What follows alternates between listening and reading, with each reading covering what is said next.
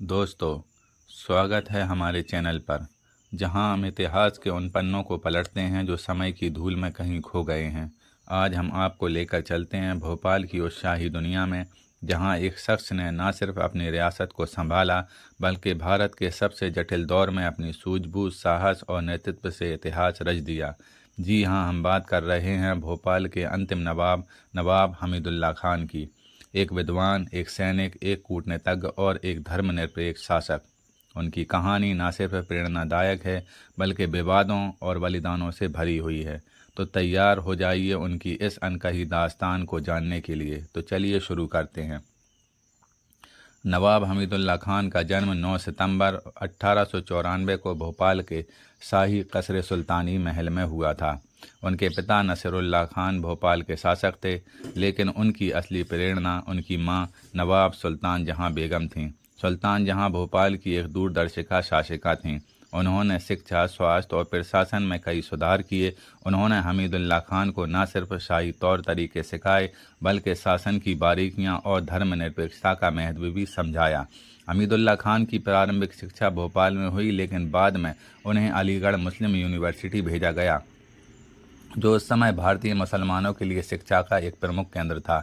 यहाँ उन्होंने आधुनिक शिक्षा के साथ साथ इस्लामी और भारतीय संस्कृति की गहरी समझ हासिल की।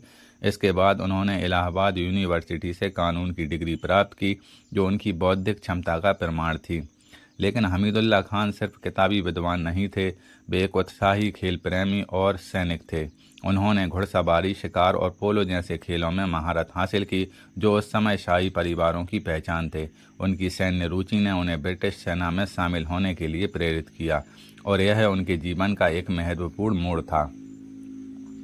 हमीदुल्ला खान की सैन्य प्रतिभा तब सामने आई जब उन्होंने दूसरे विश्व युद्ध 1939 से 1945 में हिस्सा लिया। वे ब्रिटिश इंडियन आर्मी में शामिल हुए और मिस्र, लीबिया और उत्तरी अफ्रीका के युद्ध क्षेत्रों में तैनात किए गए।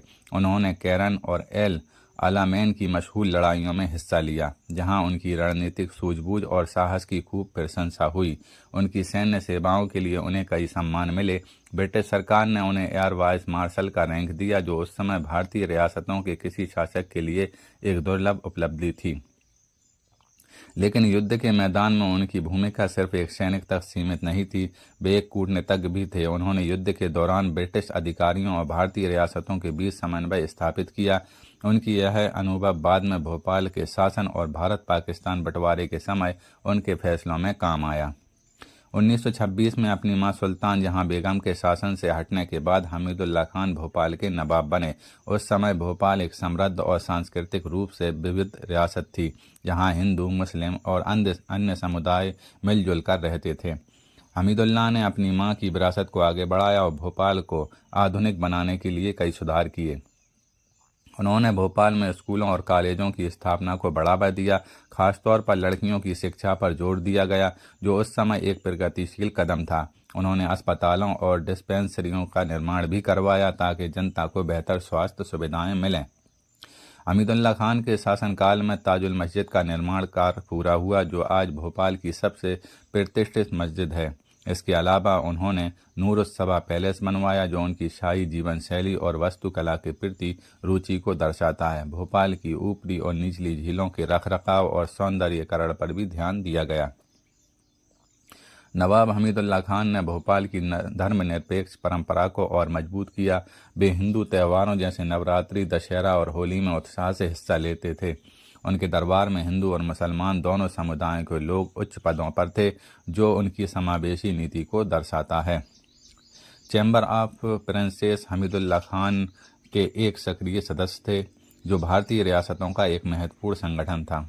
1941 में वे इसके चांसलर चुने गए, जो उनकी कूटनीतिक क्षमता और प्रभाव का प्रमाण था।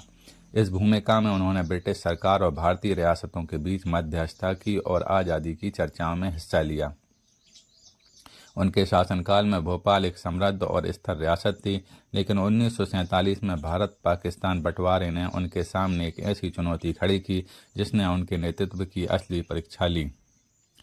1947 में जब भारत और पाकिस्तान का बंटवारा हुआ, तो भारतीय रियासतों के सामने 3 विकल्प थे: भारत में शामिल होना, पाकिस्तान में जाना या स्वतंत्र रहना। नवाब हमीदुल्लाह खान के लिए यह फैसला आसान नहीं था। हमीदुल्लाह खान के मोहम्मद अली जिन्ना के साथ करीबी रिश्ते थे। उनकी सबसे बड़ी बेटी आबिदा सुल्तान जिन्ना की करीबी सहयोगी थीं और बाद में पाकिस्तान चली गईं। शुरुआत में नवाब हमीदुल्लाह खान भोपाल को पाकिस्तान में शामिल करने या स्वतंत्र रियासत बनाए रखने के पक्ष में थे। उन्होंने 1947 में एक प्रस्ताव भी रखा था जिसमें भोपाल को एक स्वतंत्र रियासत के रूप में मान्यता दी जाए, लेकिन यह विचार अव्यावहारिक था। भोपाल की भौगोलिक स्थिति पाकिस्तान से सैकड़ों किलोमीटर दूर थी और चारों तरफ भारतीय क्षेत्रों से घिरी थी। यह पाकिस्तान में शामिल होने को लगभग असंभव बनाता था। लॉर्ड माउंटबेटन, जो भारत के अंतिम वायसराय थे, हमीदुल्लाह खान के करीबी दोस्त थे। माउंटबेटन ने उन्हें भारत में शामिल होने के लिए मनाया। इसके अलावा जवाहरलाल नेहरू और सरदार वल्लभ भाई पटेल जैसे भारतीय नेताओं ने भी रियासत को भारत में विलय करने की नीति को स्पष्ट कर दिया था। आखिरकार 30 अप्रैल 1949 को नवाब हमीदुल्लाह खान ने इंस्ट्रूमेंट ऑफ एक्सेशन पर हस्ताक्षर किए और 1 जून 1949 को भोपाल भारत संघ का हिस्सा बन गया। यह फैसला उनके लिए भावनात्मक रूप से कठिन था, लेकिन इसने भोपाल की जनता को बंटवारे की हिंसा और अस्थिरता से बचाया। हालांकि इस फैसले से जुड़े कुछ विवाद भी सामने आए। नवाब हमीदुल्लाह खान का व्यक्तिगत जीवन भी उनकी शाही जिंदगी जितना ही रोचक था। उनकी पहली शादी 1929 में मैमूना सुल्तान शाहबानो बेगम से हुई, जिससे उनकी 3 बेटियां थीं, आबिदा सुल्तान, साजिदा सुल्तान और राबिया सुल्तान। 1947 में उनकी दूसरी शादी आफ्ताब जहां बेगम से हुई। उनकी सबसे बड़ी बेटी आबिदा एक साहसी और बुद्धिमान महिला थीं। वे भोपाल की उत्तराधिकारी थीं, लेकिन 1950 में उन्होंने पाकिस्तान जाने का फैसला किया। वहां वे जिन्ना की सहयोगी बनी और बाद में पाकिस्तान की राजनयिक सेवा में शामिल हुईं। उनके फैसले के कारण उनकी भोपाल की संपत्तियों को भारत में एनिमी प्रॉपर्टी घोषित कर दिया गया, जो एक बड़ा विवाद बना। आबिदा के पाकिस्तान चले जाने के बाद साजिदा सुल्तान को भोपाल की उत्तराधिकारी बनाया गया। उनकी शादी पटौदी के नवाब इफ्तिखार अली खान से हुई। उनके बेटे मंसूर अली खान पटौदी भारत के मशहूर क्रिकेटर बने और उनके पोते सैफ अली खान आज बॉलीवुड के जाने माने अभिनेता हैं। नवाब हमीदुल्लाह खान की जीवन शैली शाही थी, लेकिन वे जनता से जुड़े रहते थे। वे शिकार, पोलो और घुड़सवारी के शौकीन थे। उनके द्वारा बनवाया गया नूरुस्सबा पैलेस उनकी भव्यता और वास्तुकला के प्रति रुचि को दर्शाता है। नवाब हमीदुल्लाह खान का जीवन विवादों से भी घिरा रहा। बंटवारे के समय खजाना पाकिस्तान भेजने और आबिदा सुल्तान के पाकिस्तान जाने के फैसले ने उनकी छवि को प्रभावित किया। इसके अलावा भोपाल के भारत में विलय के बाद उनकी शाही हैसियत और संपत्तियों को लेकर भी कई कानूनी विवाद हुए।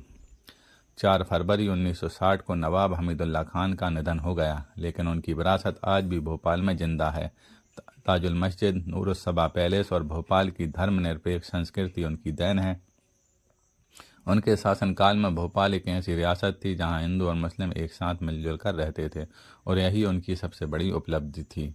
तो दोस्तों, ये थी नवाब हमीदुल्लाह खान की अनकही दास्तान, एक शासक, एक सैनिक और एक दूरदर्शी नेता की कहानी, जिन्होंने इतिहास के सबसे मुश्किल दौर में भोपाल को एक नई पहचान दी।